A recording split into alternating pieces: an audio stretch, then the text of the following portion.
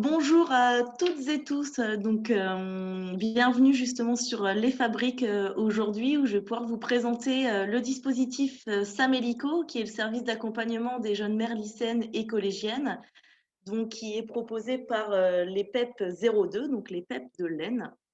C'est un dispositif en fait que l'on développe depuis 2018, donc début 2018, donc qui était au départ, la référente était en fait ma collègue du SAPAD, donc des cours à domicile. Et en fait, au sein des PEP 02, on a vraiment voulu qu'il y ait une référente à part entière et qui soit pas, comment dire, vraiment axée cours à domicile et scolarité, justement pour essayer que les jeunes filles ne décrochent pas scolairement et qu'elles ne soient pas focalisées sur l'école, l'école, l'école et que ça leur fasse peur et que finalement elles finissent par décrocher. Donc moi j'ai été recrutée en tant que référente Samélico depuis juin 2019 donc aujourd'hui on accompagne une petite vingtaine de jeunes mamans au sein du Samélico, donc soit les jeunes filles enceintes ou donc à partir du 4e mois de grossesse et jusqu'à ce que l'enfant ait 3 ans. Donc pourquoi 3 ans? On s'est dit que c'est l'âge à laquelle l'enfant va pouvoir aller à l'école. Donc on s'est dit que c'était un âge crucial justement pour que la jeune maman, si elle n'a pas repris l'école, même si le but c'est qu'elle reprenne l'école avant ça, si à ce moment-là elle n'a pas repris l'école, elle se dise pas, voilà, mon enfant va à l'école, moi je me retrouve seule, j'ai pas de projet professionnel. Donc le but c'est vraiment de l'accompagner sur toutes ces années-là justement pour qu'elle puisse avoir son projet professionnel. Donc voici là ce que je suis en train de vous projeter, c'est le flyer, donc l'affiche du Samélico. Donc, c'est un dispositif qui est sur tout le département de l'Aisne. Donc, pour les jeunes mères collégiennes et lycéennes, et maintenant même qui sont en CFA, justement pour leur proposer donc un accompagnement personnalisé, donc un soutien scolaire gratuit via le SAPA, donc pour les cours à domicile, et donc une réponse adaptée dans toutes les situations de grossesse, comme je vous disais, à partir du 4e mois de grossesse et jusqu'à ce que l'enfant ait 3 ans. Donc, ce que je peux vous proposer, c'est de regarder un petit film un petit peu descriptif qui va aussi permettre de vous montrer un petit peu le concept de père-émulation et on pourra justement discuter de ça juste après. Donc, j'arrête le partage et je propose que l'on passe le film, s'il vous plaît.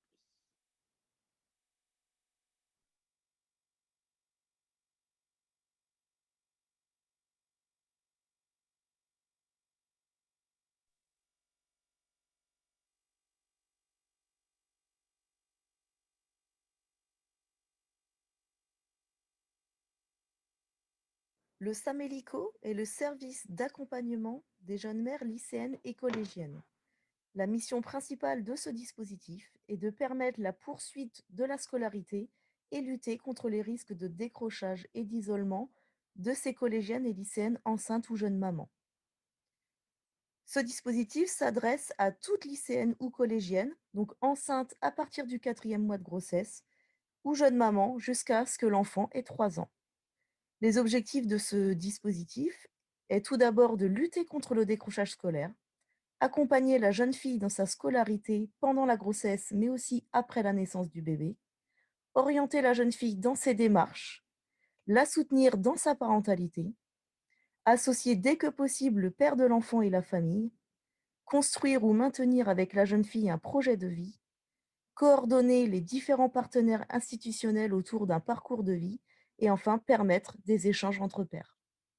Au sein du Samélico, nous avons voulu mettre en place le concept de père-émulation et pour cela, nous nous sommes rapprochés d'un spécialiste dans ce domaine et dans le handicap qui est monsieur Jean-Luc Simon. On va créer on va soutenir cette dynamique-là pour former des personnes en situation de handicap qui vont pouvoir en former d'autres et transporter leur expérience pour aller vers plus d'autonomie.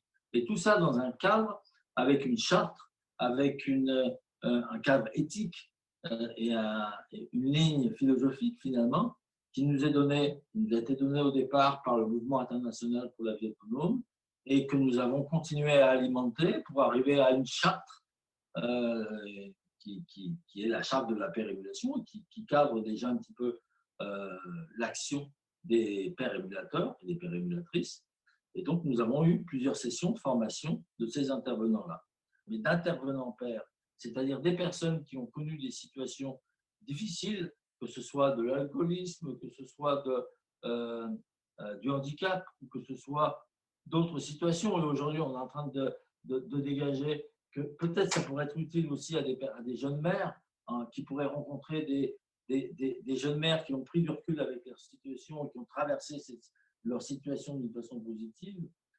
Comment est-ce qu'elles pourraient aider les jeunes filles qui sont empêtrées dans les problématiques de leur situation maintenant, de façon à ce que ces jeunes filles puissent imaginer un avenir qui soit positif, c'est-à-dire une porte ouverte sur l'avenir et des gens qui peuvent leur ouvrir la porte, c'est-à-dire leur dire, écoute, avance avec plus de confiance, tu vois, on peut y survivre et qu'on peut gérer la situation.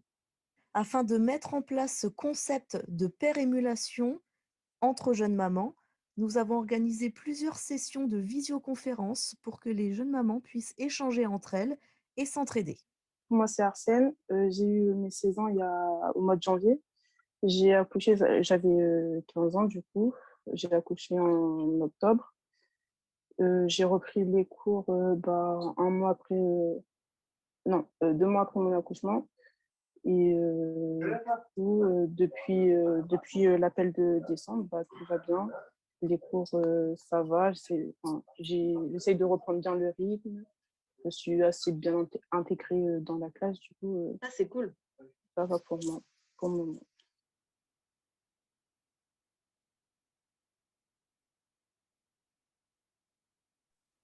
Voilà, merci beaucoup pour le passage du film. Donc voilà, si je reviens juste quelques minutes sur ce film.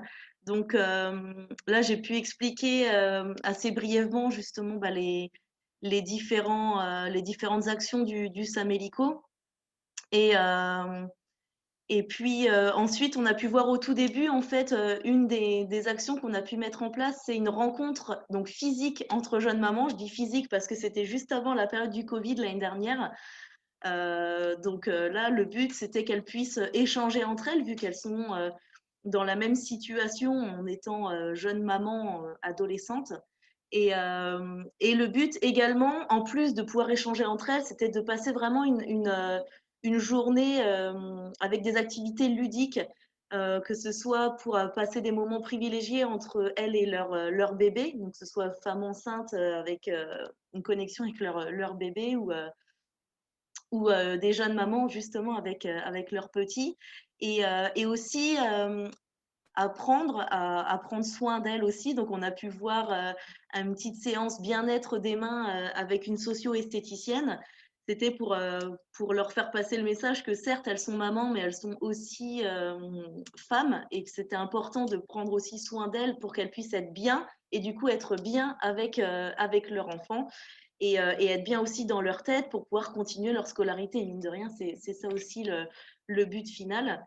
On a pu voir une salle assez sombre, donc c'est une salle sensorisène, je ne sais pas si vous connaissez, donc avec tout plein de jeux de sons et lumière, etc. Et il y avait même un matelas d'eau. Donc là, c'était la jeune maman, enfin la jeune femme enceinte qui était là avec son conjoint, qui lui faisait voilà, des petits massages avec un rouleau de massage sur le ventre, etc.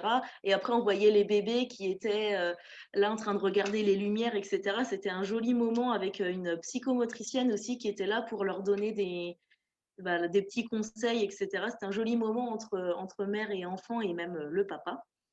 Et puis, on a pu avoir aussi un cours de sophrologie, une petite séance pour leur apprendre aussi à se détendre, hein. Il y a forcément des moments peut-être quand les bébés pleurent, etc., que ça peut être un peu stressant.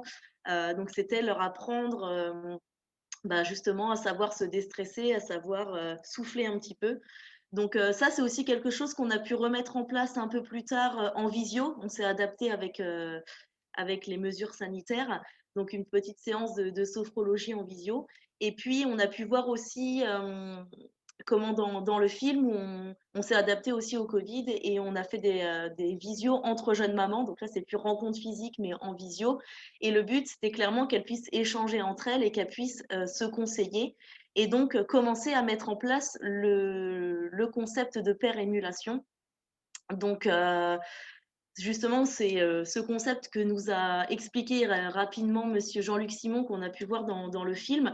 Si je récapitule juste rapidement, c'est en fait une forme de soutien mutuel pour stimuler et soutenir l'accès à une vie autonome et librement choisie.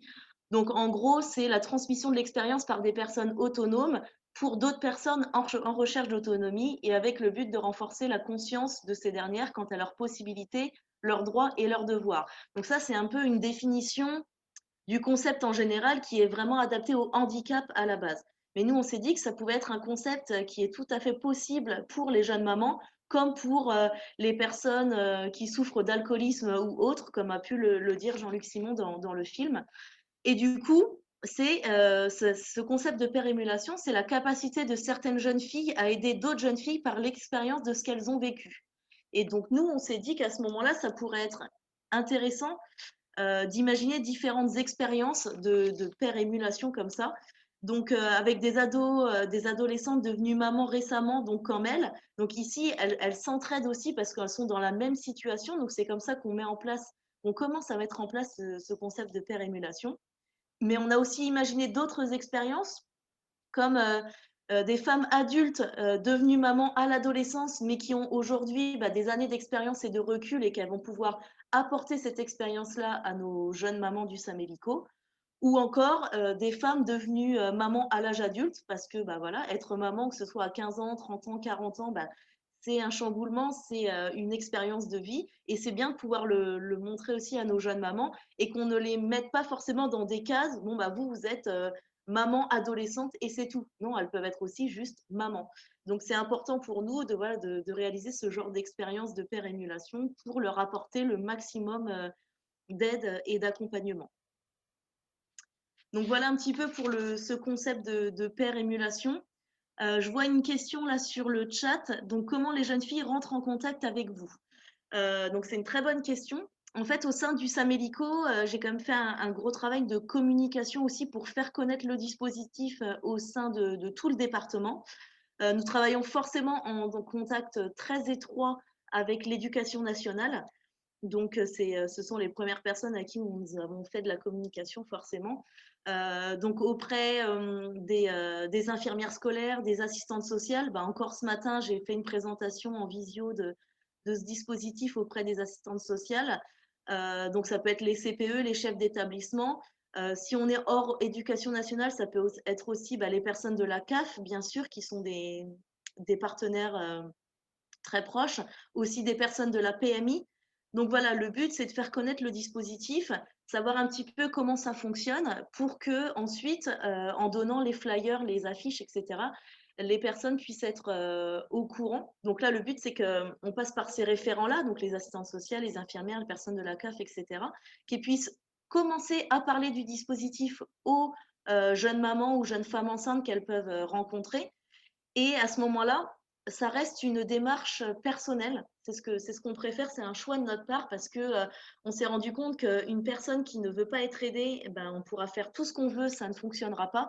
Donc là, on voudrait que ce soit une démarche personnelle, en connaissant le dispositif, en sachant qu'elles peuvent avoir de l'aide et de l'accompagnement. Elles ont le numéro de téléphone grâce à ces personnes référentes, et ensuite elles m'appellent pour que je puisse présenter le Samélico et ensuite leur proposer l'aide et l'accompagnement en fonction vraiment des besoins de la jeune fille. Donc voilà, ça fonctionne très très bien. C'est vrai qu'aujourd'hui, on a de plus en plus de jeunes filles qui sont identifiées. Donc après, certaines me disent, voilà, moi je suis très bien entourée, j'ai pas forcément besoin d'aide, il n'y a pas de cours à domicile à mettre en place si elles accouchent pendant l'été, par exemple, ou quoi. Donc là, voilà, il n'y a pas de souci. Après, il y a d'autres personnes, bien sûr, en connaissant tout ça, elles se disent, bon, ouais, j'ai besoin d'accompagnement, d'aide. Ça leur permet d'avoir un appui. Et en fait, le rôle principal de la référente Samélico, c'est vraiment de coordonner tous les professionnels qui peuvent entourer la jeune fille. Donc, ça permet peut-être qu'elle soit un peu moins perdue en se disant là, j'ai besoin de ça, il faut que je contacte qui, je ne sais plus. Voilà. Là, ça peut lui permettre de dire voilà, moi, je peux être un petit peu la personne qui centralise tout, et puis j'identifie les besoins de la jeune fille. Et derrière, je vais pouvoir, voilà, si elle a besoin de mettre en place des cours à domicile, je vois ça avec ma collègue et ensuite on réunit les professeurs, les personnels de l'établissement comme infirmières, assistantes sociales et on met tout ça en place. Si c'est des démarches CAF, eh ben, je peux peut-être l'accompagner un petit peu et le voir avec elle, quelle référente elle peut avoir sur place.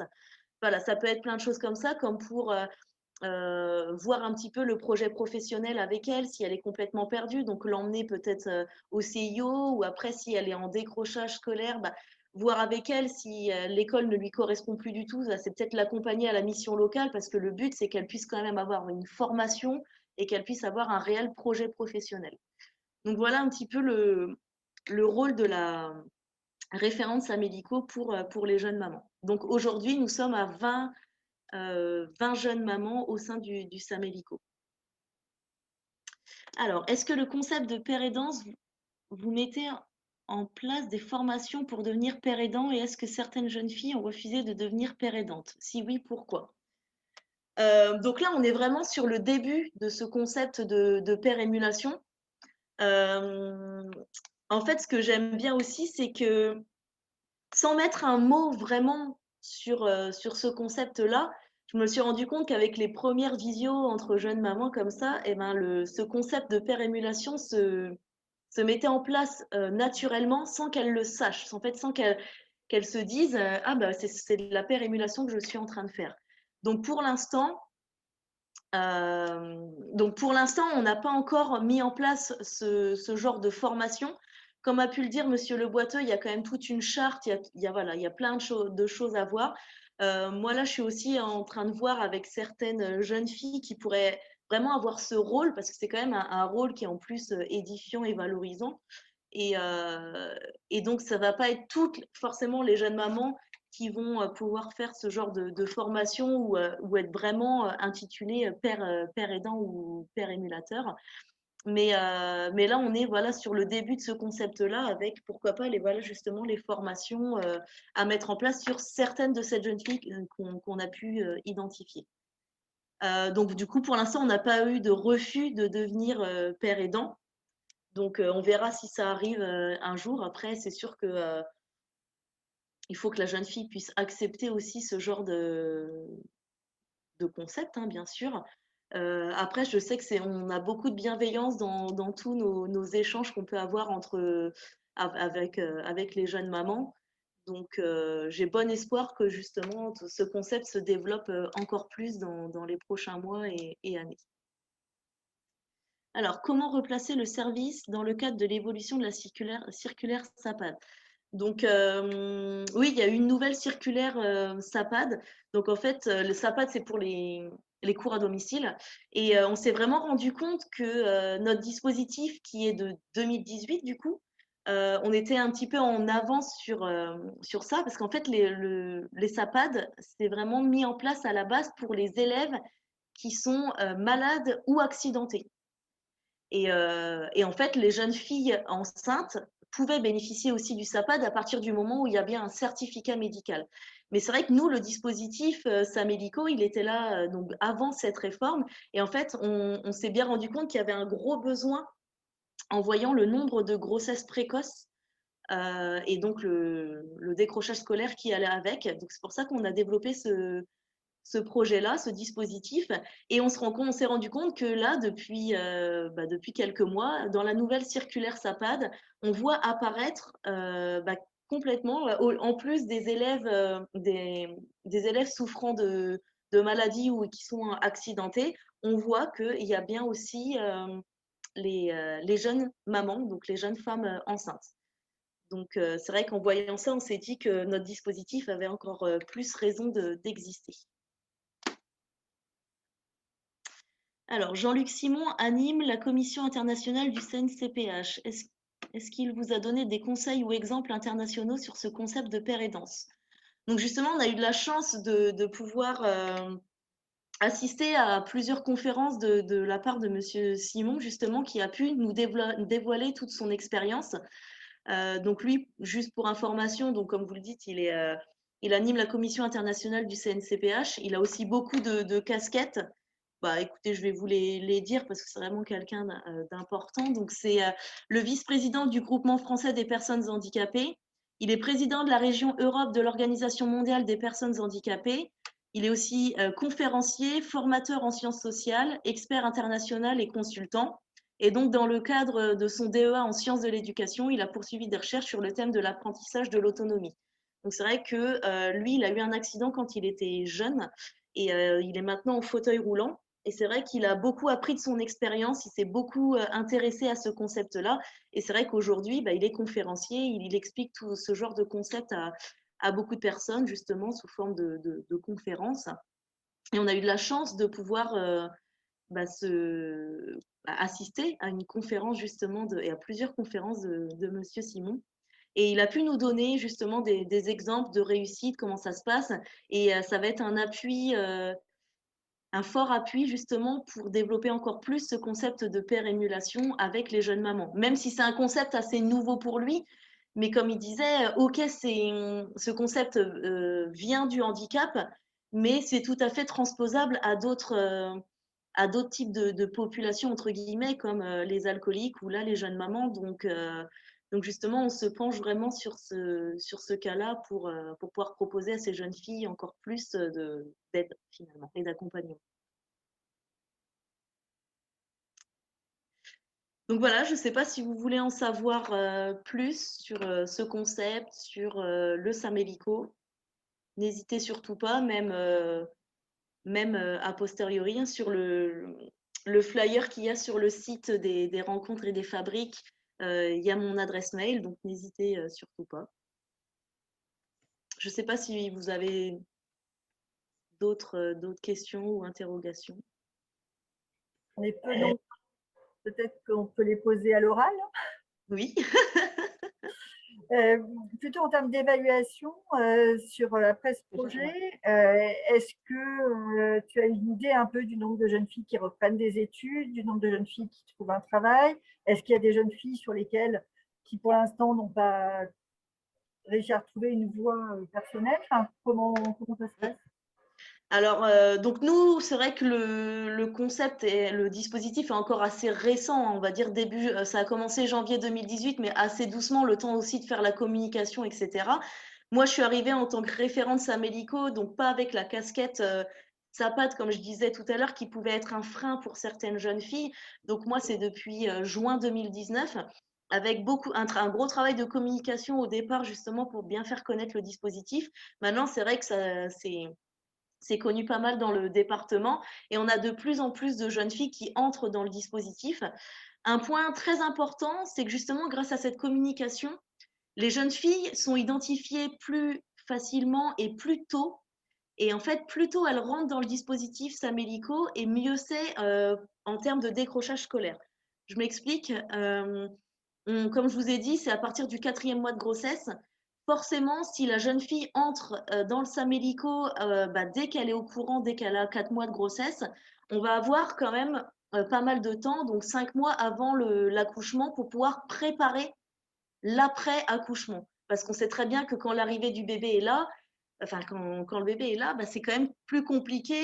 C'est quand même mieux d'être organisé avant, d'avoir tout prévu, ne serait-ce que les moyens de garde, toute la paperasse qu'il y a autour, et puis de savoir si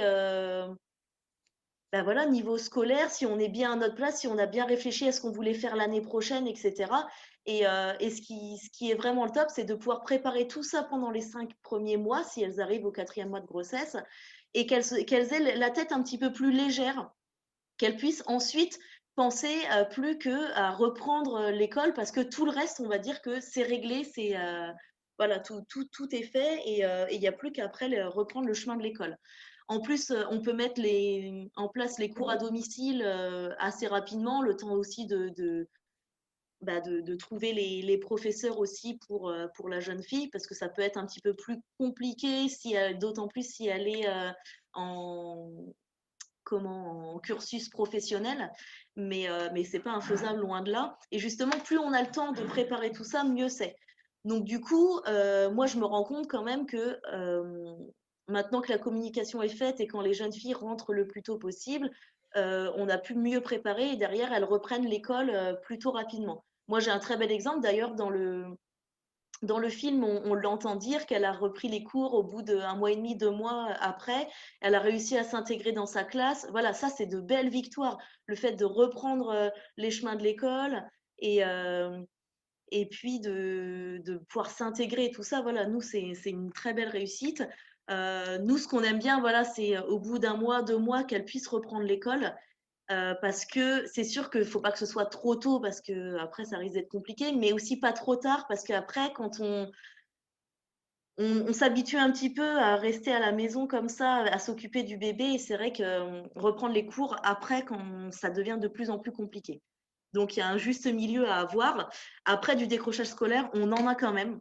Ça, c'est inévitable. Et je me suis rendu compte que c'était aussi beaucoup les jeunes filles qui n'étaient pas dans un cursus scolaire qu'elles appréciaient. En fait, ce sont des personnes qui peut-être avaient de l'absentéisme déjà avant ou qui n'ont pas forcément des bons résultats et qui se retrouvent dans un cursus scolaire où c'était leur deuxième, troisième, voire quatrième choix. Donc forcément, quand ça ne leur plaît pas au départ, eh ben avec l'arrivée d'un bébé, c'est bon, elles décrochent. Donc là, en ayant fait ce constat, on s'est dit que certes, le but, c'est vraiment de lutter contre le décrochage scolaire, mais le but vraiment global et final, c'est aussi qu'elles puissent trouver une formation ou vraiment un projet professionnel avec un métier à la clé. Et derrière, ça peut être aussi mon rôle de les accompagner, d'aller travailler sur leur centre d'intérêt, ce qu'elles peuvent faire comme formation pour pouvoir trouver un métier finalement, trouver un métier et un métier qui leur plaît. Donc, on travaille aussi là-dessus. Excusez-moi pour mon retard, pas de souci. Donc, qu'en est-il des pères dans votre action? Donc, c'est une très bonne question.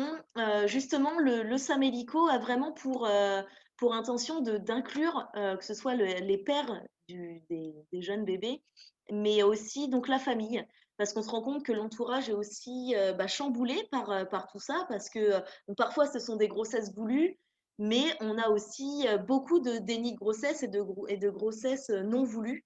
Donc forcément, c'est un chamboulement de la part dans la vie de la jeune maman, mais aussi du jeune papa et des grands-parents. Donc notre but, c'est vraiment d'intégrer les papas. Donc nous, on a des groupes de parole aussi et des suivis qui peuvent être individualisés aussi, notamment en collaboration avec Famille de l'Aisne. Et donc c'est une autre association sur la parentalité.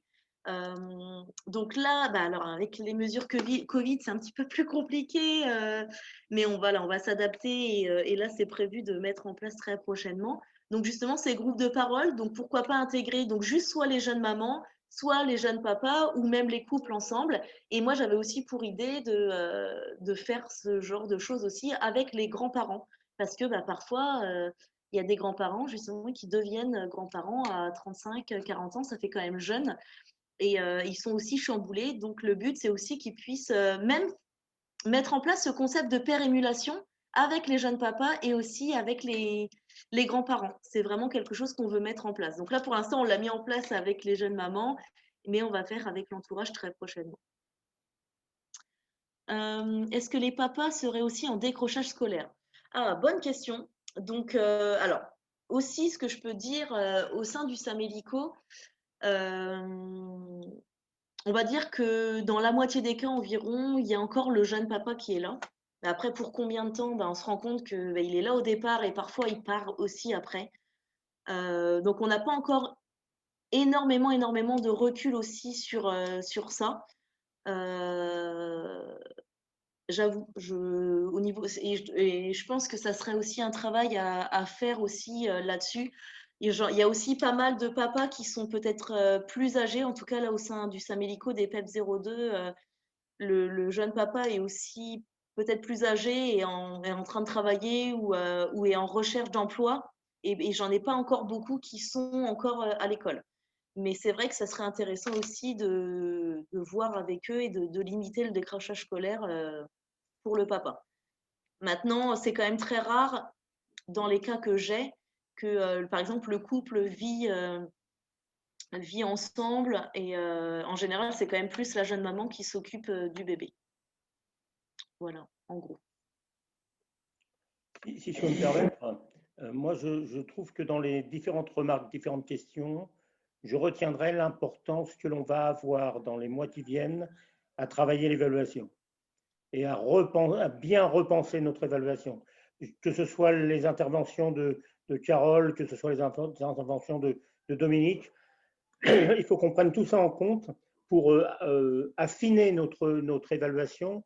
On est en train de réfléchir au jour d'aujourd'hui à un comité de pilotage SAPAD et SAMLICO qui permettrait justement de mettre les acteurs, les partenaires au milieu des débats.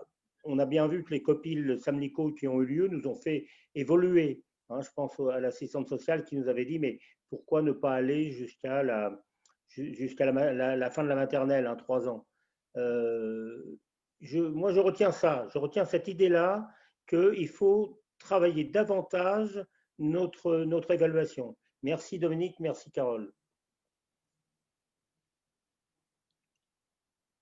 Merci à vous parce que c'est un projet vraiment très, très intéressant.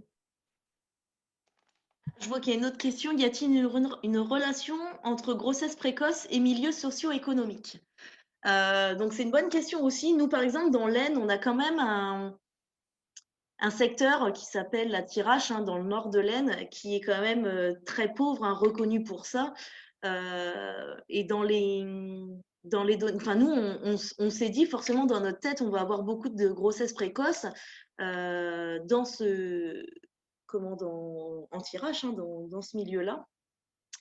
Et bizarrement, je pense que si ça s'explique, mais là aujourd'hui, j'en ai aucune, enfin une des jeunes mamans sur les 20 dans ce secteur-là.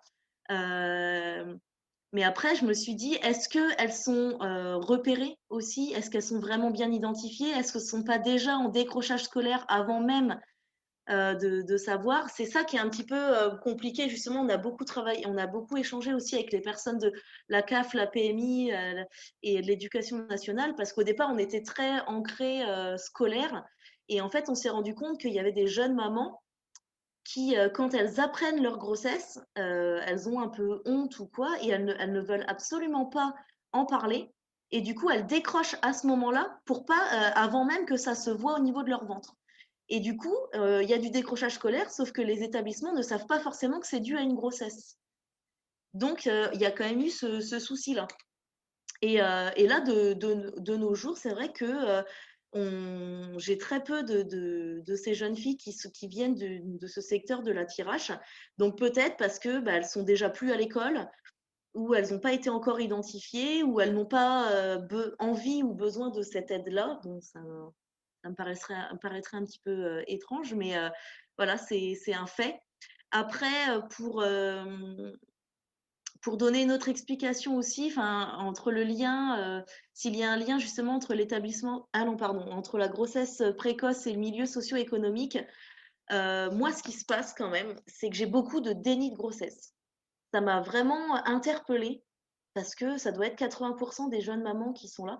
Et donc, forcément, j'ai quand même beaucoup de grossesses non voulues, hein. J'ai finalement très peu de grossesses voulues, ou j'en ai, hein, certaines qui reproduisent le schéma familial, hein. La maman a été maman à 16 ans. Bon, bah, du coup, la fille, qu'est-ce qu'elle fait? Elle est maman à 16 ans, c'était normal pour elle. Mais sinon, pour les dénis de grossesse, qui arrivent à 4 mois, 5 mois, 6 mois, voire 7 mois de grossesse. Donc forcément, elles ne peuvent plus se faire avorter. Donc du coup, elles sont contraintes au départ de garder l'enfant alors qu'elles n'en voulaient pas. Et puis finalement, on se rend compte aussi qu'elles changent d'avis et qu'elles se disent que c'est la plus belle chose qui soit arrivée dans leur vie, et qui regrettent un peu d'avoir pu et qui culpabilisent un petit peu d'avoir pensé à l'avortement, alors qu'aujourd'hui, elles sont vraiment heureuses comme ça. Donc, du coup, j'étais quand même assez surprise aussi en voyant des personnes, voilà, même qui sont aujourd'hui en BTS, enfin, en école d'architecture, etc. Donc, qui continuent leur projet professionnel, qui avaient un beau projet avec un milieu socio-économique assez élevé et tout. Ben voilà, il y a eu un déni de grossesse. Le bébé est là, mais elles ont réussi à trouver toutes les solutions et elles continuent aujourd'hui. Donc, vraiment, bravo, quoi. Franchement, bravo. Ensuite, y a-t-il un lien avec l'établissement scolaire et ou les camarades de classe? Je comprends pas bien. Un lien avec quoi, en fait? Y a-t-il un lien avec l'établissement? Donc moi, ça serait moi, si j'ai un lien avec l'établissement scolaire. Est-ce que vous conservez, est-ce qu'il y a une conservation d'un lien avec l'établissement d'origine ou il y a un travail qui se fait avec les enseignants de l'établissement d'origine ou avec la présence enfin avec, comment dirais-je, parce que ces jeunes filles, elles ont quand même des liens sociaux forts avec leurs camarades de classe et avec l'établissement, je suppose, d'origine. Donc, du jour au lendemain, c'est une coupure radicale. Je pense que vous Oui, vivez ça. bien sûr. Est-ce qu'il y a possibilité de continuer à avoir des liens? Peut-être pas forcément pour des activités scolaires, mais des activités péri- ou post-scolaires. Enfin, comment est-ce que ça se… Est-ce que c'est possible, quoi? C'est une très très bonne question. Donc déjà, le lien avec l'établissement scolaire, moi, ce que j'aime vraiment faire au départ, quand la jeune fille a été identifiée et qu'elle rentre vraiment dans le dispositif Samélico, c'est de réunir un peu tous les professionnels qui gravitent autour de la jeune fille, donc dans l'établissement. Donc là, ça peut être CPE en général, le proviseur adjoint quand il peut se déplacer, infirmière scolaire, assistante sociale. On aime bien, voilà, j'aime beaucoup réunir toutes ces personnes-là avec la jeune fille et si possible les parents quand ils peuvent être présents aussi et le conjoint. Comme ça permet de vraiment de mettre à plat et de voir quel est le rôle un peu de tout le monde et comment on peut accompagner au mieux la jeune fille dans toutes ses démarches. Donc moi là, c'est quelque chose qui se fait de plus en plus et de mieux en mieux, j'ai envie de dire, avec un lien. Nous, on s'envoie des mails entre professionnels, on reste en lien en disant voilà où on en est. Là, par exemple, on a un cas où le but, c'est aussi de voir, en plus, c'est une bonne élève, hein, mais il faut faire face à l'absentéisme qu'elle a pu avoir un petit peu à cause de la grossesse. Donc, on est en train de travailler le projet professionnel en même temps. Donc, il y a la CPE qui nous donne des informations. Moi, de mon côté, sur les cours à domicile et l'accompagnement que je peux avoir. Après, il y a la femme du CIO qui nous donne aussi l'avancée aussi de ses recherches avec elle. Enfin, l'assistante sociale qui nous donne aussi des nouvelles. Je trouve que c'est vraiment un travail de collaboration qui est juste génial. Donc là-dessus, l'important, c'est vraiment de garder ce lien avec l'établissement scolaire. Maintenant, ça me donne du coup des idées de avec votre question, d'aller même, pourquoi pas trouver des activités à faire aussi en lien avec l'établissement et tout ça, ça pourrait être vraiment top. Et même par rapport aux camarades de classe, moi, j'avoue que pour l'instant, on n'a absolument rien fait avec les camarades de classe. Alors, ça peut peut-être être un peu compliqué à voir. Je pense que c'est vraiment à chercher, à aller fouiller un petit peu, savoir ce qu'on pourrait faire avec eux aussi. Et ça peut être vraiment intéressant. Donc, merci en tout cas de votre question parce qu'il y a peut-être quelque chose aussi à aller chercher pour mieux les accompagner. Donc si vous arrivez à organiser ces réunions, c'est que quand même la société a évolué par rapport à cette question-là de manière générale. Alors, bon, j'ai vu, enfin, il y a déjà un moment, un film qui retraçait un peu le parcours, si on peut dire, de ces jeunes femmes il y a déjà un certain nombre d'années. Et je ne sais pas comment ça s'appelle pas les pestiférés, mais quelque chose dans cet ordre-là. Et donc, les jeunes filles étaient placées dans un internat. D'accord. Elles étaient retirées du monde, quoi, si vous Ah ouais. voulez, en quelque sorte, quoi. Mais D'accord. c'était dans les années, je pense, après la guerre, 50-60. Donc, c'est un film qui a retracé ça. Mais vous avez l'impression que cette question-là, quand même, elle est prise autrement par la société à l'heure actuelle. Il y a plus ces sentiments de rejet, d'exclusion Justement, alors c'est un peu la crainte de toutes les jeunes mamans, hein. Moi, quand je les ai au tout départ, on sent que c'est compliqué. Il y en a eu une ou deux vraiment qui ont assumé dès le départ et en se disant, bah voilà, de toute façon, moi, c'est comme ça. Et le fait d'assumer, d'avoir cette posture, bah finalement, peut-être, enfin, les camarades de classe, ils ont peut-être pu rigoler 5 minutes et puis après, ils se disent, bon, bah voilà, il n'y a plus rien à rigoler parce que de toute façon, elle assume et voilà. Et on se rend compte que c'est vraiment moi, je suis fière quand elles arrivent à assumer comme ça. Et du coup, il n'y a plus du tout de soucis derrière. Donc, moi, ce que j'aime bien aussi, c'est dans les échanges entre jeunes mamans, elles vont expliquer comment elles ont fait, et comment elles ont pu affronter le regard des autres et tout ça. Et ça permet d'aider beaucoup aussi les autres jeunes mamans. Ça, c'est ce que j'ai beaucoup apprécié lors des 2 dernières visios. Et justement, donc la personne qui a parlé là dans le film, elle disait au départ que c'était compliqué, elle osait pas, elle s'intégrait pas. Alors d'autant plus qu'elle, elle venait d'un autre département et elle est arrivée dans l'Aisne, dans l'établissement enceinte en fait. Donc avec des personnes qu'elle ne connaissait pas du tout. Enfin voilà, c'était quand même compliqué. On sentait que c'était une source de stress pour elle. Ça a été, ouais, elle s'est dit comment je vais m'intégrer, surtout le retour à l'école, parce que pourquoi aussi il y en a qui ne reviennent pas après, c'est d'affronter tout ça, ça peut être très compliqué. Hein. Et, euh, et puis bah, là, justement, elle nous racontait que bah, elle a réussi à vaincre tout ça. Et elle, ça y est, elle s'est intégrée à la classe et aujourd'hui, tout se passe bien. En fait, on se rend compte que c'est ça, c'est plein de petites choses dans leur tête qui font qu'à un moment, elle décroche. Donc moi, c'est d'aller identifier justement un peu ces freins et d'essayer de leur apporter mon aide ou avec les autres jeunes filles pour leur dire mais t'inquiète pas, c'est possible, fais comme ci ou fais comme ça, tu verras, ça peut t'aider ou fais ci. Et en fait, on se rend compte que quand elles arrivent à débloquer certaines choses comme ça au fur et à mesure, et bien en fait, après, bah, quand les camarades de classe sont au courant, les professeurs, que le moyen de garde, il est trouvé, que les parents ont accepté, parce que parfois c'est compliqué au départ. En général, ils le prennent mal, les parents, au départ, et puis après, voilà, c'est le temps de digérer la nouvelle, et puis ça se passe plutôt bien après. Et ben quand il y a tout ça, ça y est, elles se sentent bien et elles se disent, je vais pouvoir me consacrer à mes études.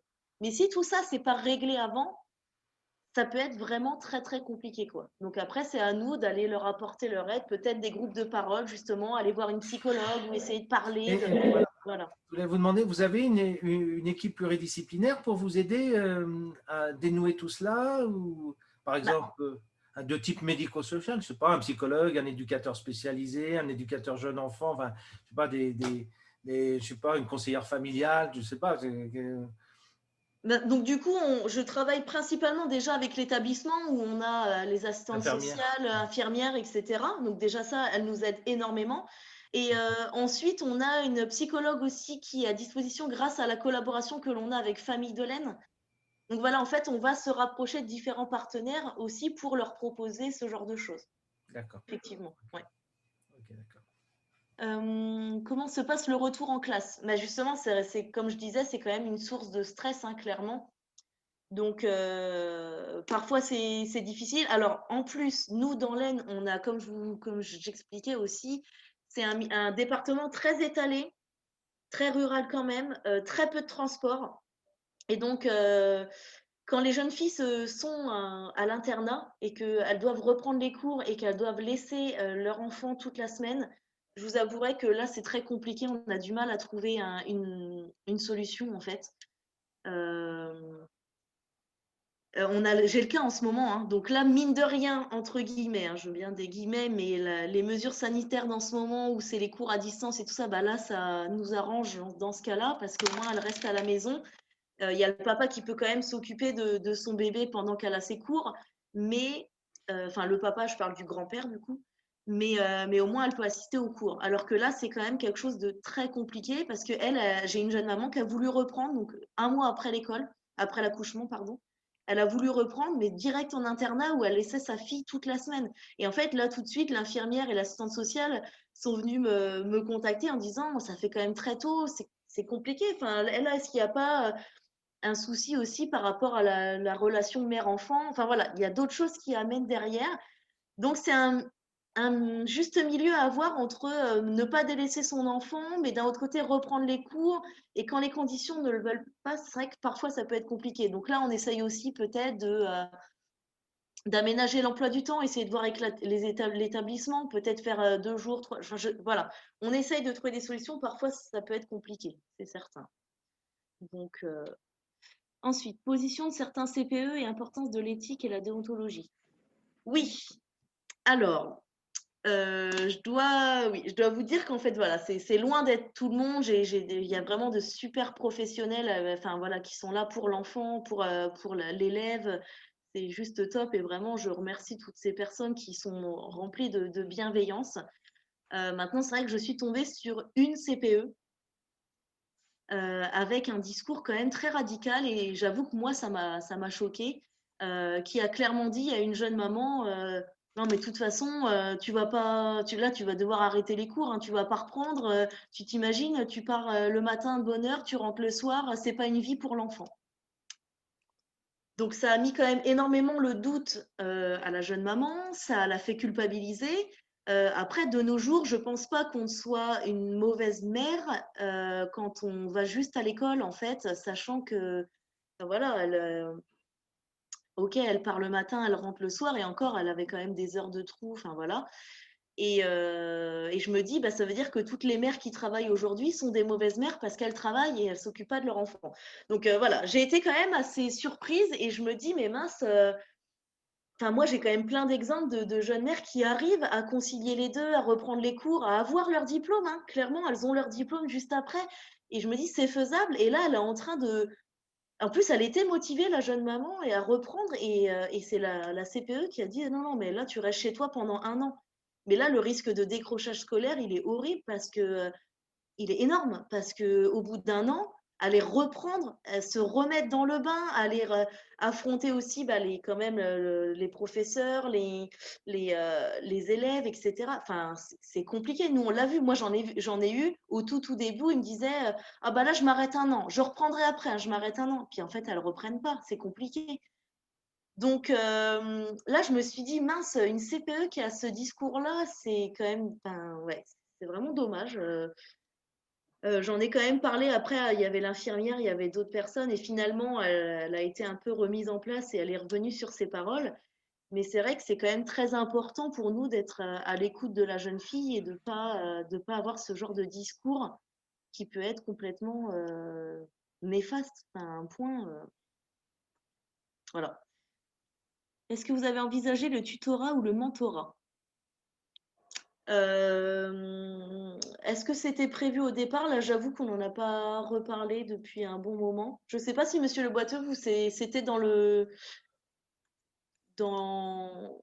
C'était pas dans l'idée de départ. Non, c'était pas dans l'idée, C'était ouais. pas dans l'idée de départ, mais ça donne une idée. Ça donne une bonne idée. Ouais, je note. Merci. Va falloir que tu viennes dans l'Aisne, Dominique. Non, mais j'aime bien ces échanges aussi parce que nous, c'est vrai qu'on est vraiment dedans et parfois on peut oublier, enfin, c'est pas oublier, mais on peut ne pas penser à certaines choses et avoir des questionnements de personnes d'un point de vue extérieur comme ça peut justement nous donner de nouvelles idées. Merci.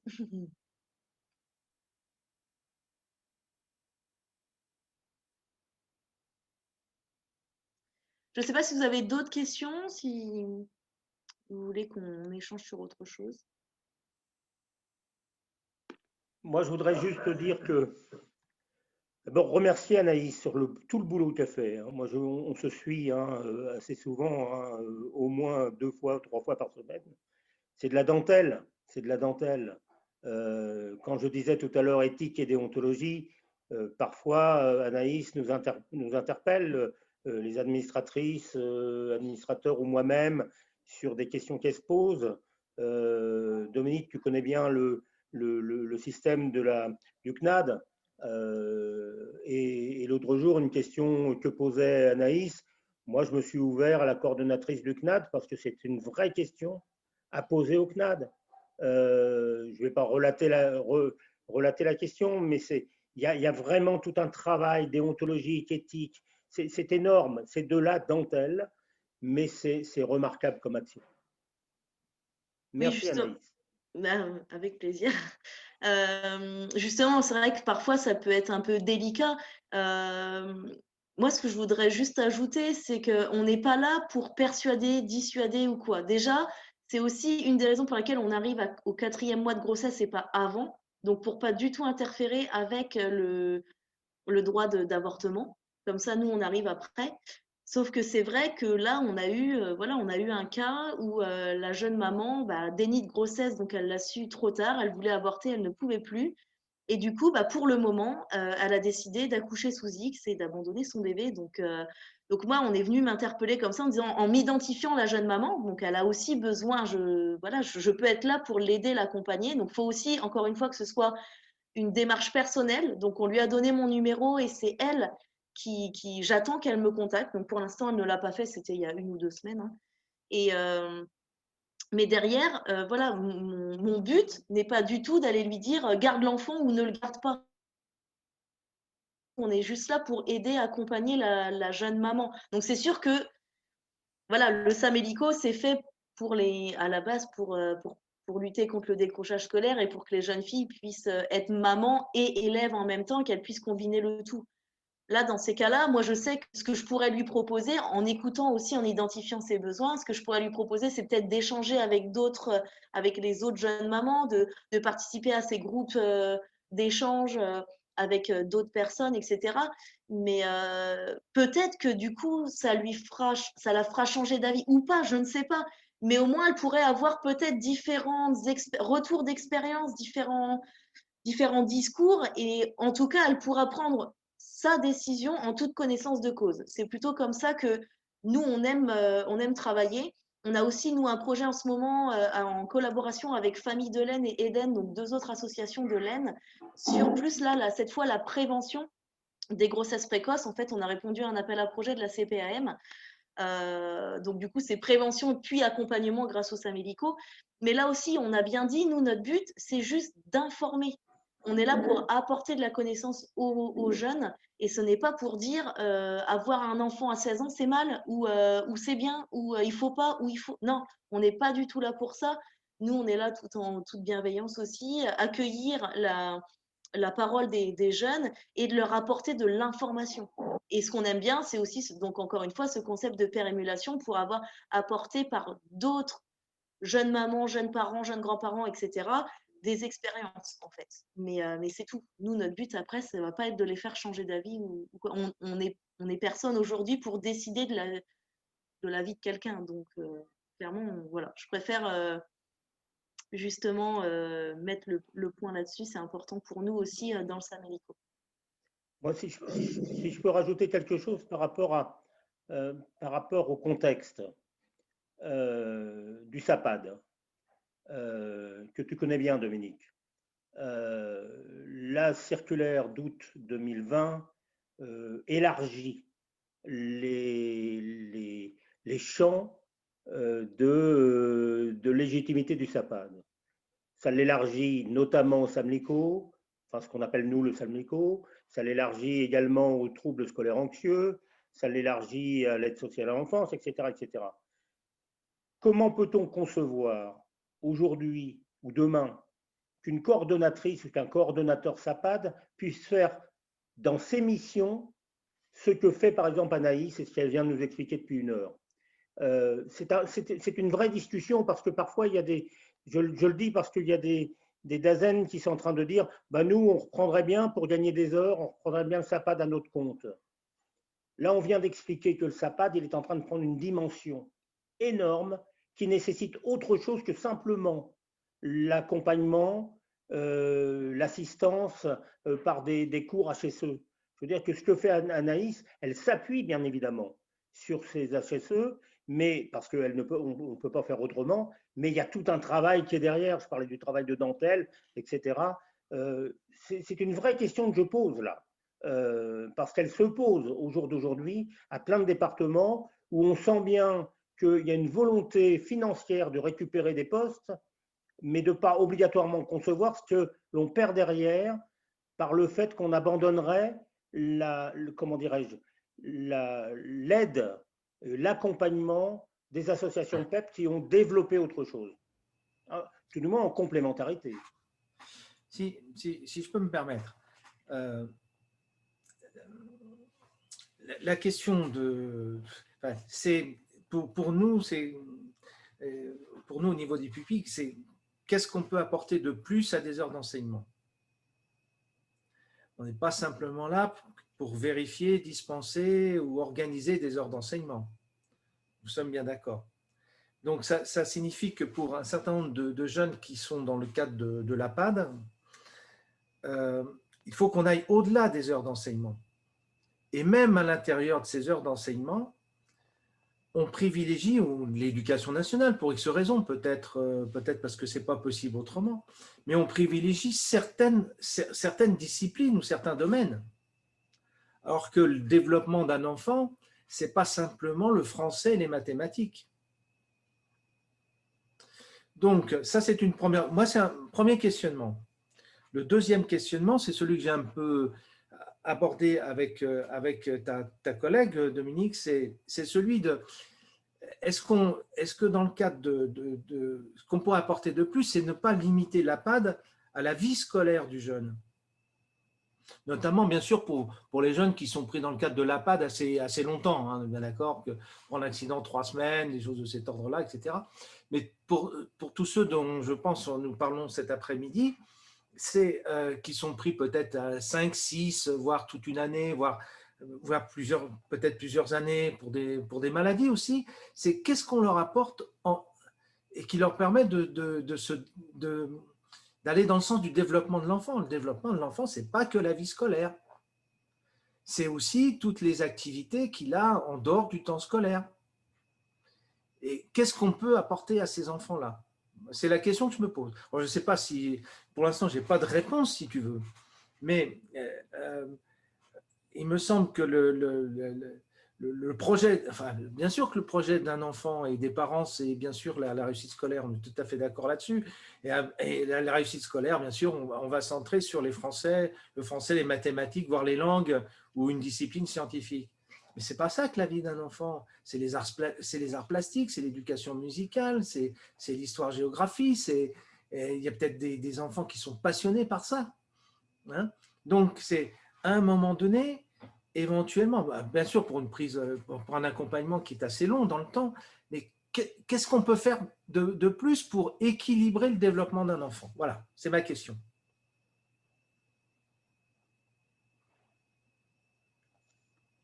Ça le laisse sans réponse. Mais je partage. Ah bon, je croyais qu'il… Non, mais je partage et je te remercie. Je te remercie de l'avoir dit. C'est important de mettre des mots là-dessus parce que on est en ce moment dans certaines académies à parler chiffres, à parler nous, le SAPAD sur l'Aisne, c'est 75 dossiers dans l'année. Mais peut-être parce qu'on n'est pas allé voir des dossiers qui seraient intéressants. Moi, je viens de découvrir sur Soissons un jeune élève qui n'est pas allé à l'école depuis 4 ans. C'est aberrant. C'est aberrant. Il est passé à travers toutes les mailles. Et quand on parle de faire un travail autour des troubles scolaires anxieux, eh bien, on nous dit non, on ne peut pas vous mettre de moyens, etc. Alors, est-ce qu'on peut laisser un gamin 4 ans sans être allé à l'école, de moins de 16 ans, hein? Je ne parle pas d'un gamin… Et malheureusement, il va avoir 16 ans. Ça signifie quoi? Ça signifie que c'est fini, sauf à trouver d'autres solutions. Donc, je pense que ce que tu viens de dire, c'est remarquable, Dominique, parce que ça démontre bien qu'on est sur une complémentarité et que le service d'assistance pédagogique à domicile, ça n'est pas que devoir donner 3 heures de français, 4 heures de maths, etc. On est bien sur autre chose. Je m'excuse de le dire comme ça, avec mes tripes, mais c'est parce que, franchement, c'est un vrai problème que tu connais bien, qui se pose. Et puis, il y a toute la question de la parentalité. Tout à fait. Autour de ça. Et là, éventuellement, bon, après, mais tout un travail à faire autour de la parentalité, peut-être de la place dans la fratrie aussi, enfin, ou dans la famille, tout ça, c'est à réfléchir. Bien sûr, en termes de proposition, hein, comme vous l'avez dit, madame, hein, pas en termes d'imposition, hein, mais qu'est-ce qu'éventuellement on peut proposer qui correspondrait à des besoins et des attentes des personnes, bien sûr.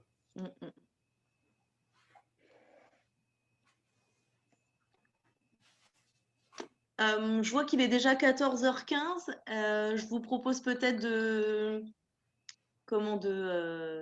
conclure.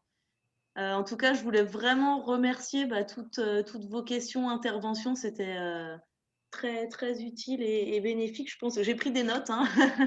Et on va pouvoir justement faire un point avec Monsieur Le Boiteux et voir comment on peut faire évoluer aussi le SAMELICO. Moi, c'est clairement…